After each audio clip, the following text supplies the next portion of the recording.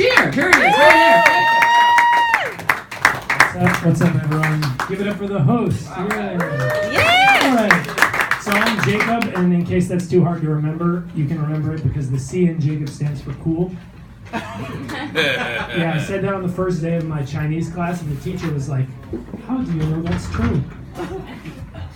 And I was like, "What else could it stand for?" She's like, "Well, China, communist, cheater. You are Jacob the cheater."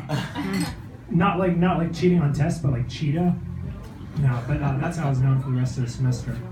How many people in here have a dog? Woo!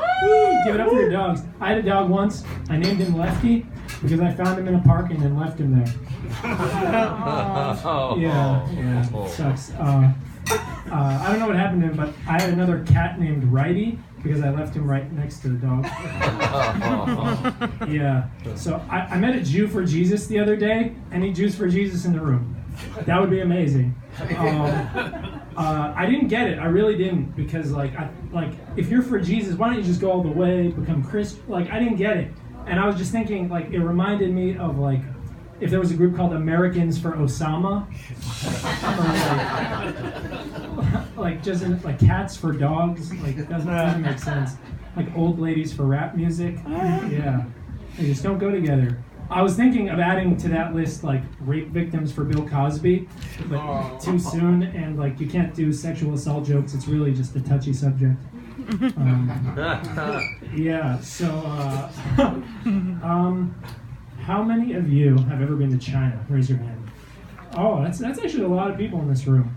I was in China. I studied there. One night I was out with one of my friends. We were eating at an outdoor market.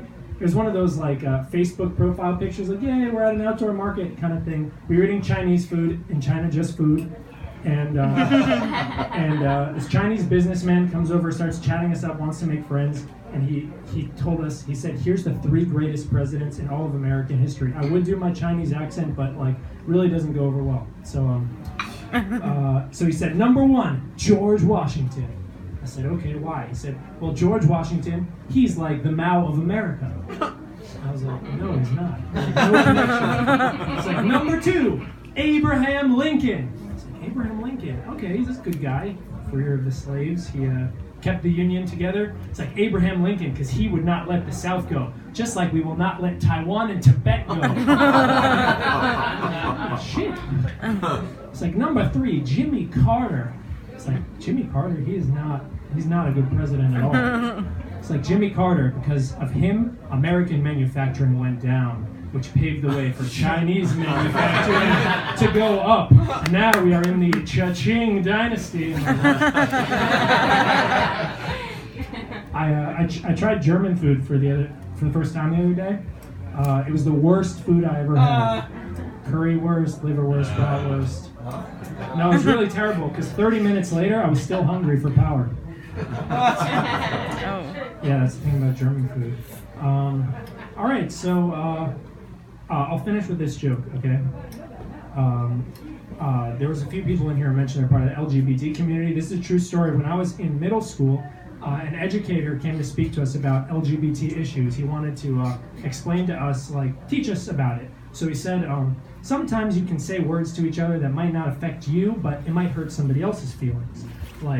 You don't like something, you think it's stupid, so that's so...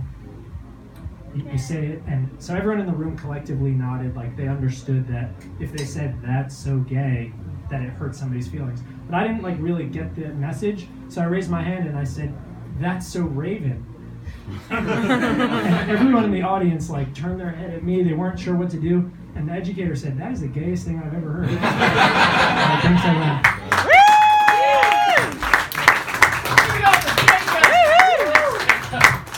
Give it up for Jacob Cheer, everybody. Yes! And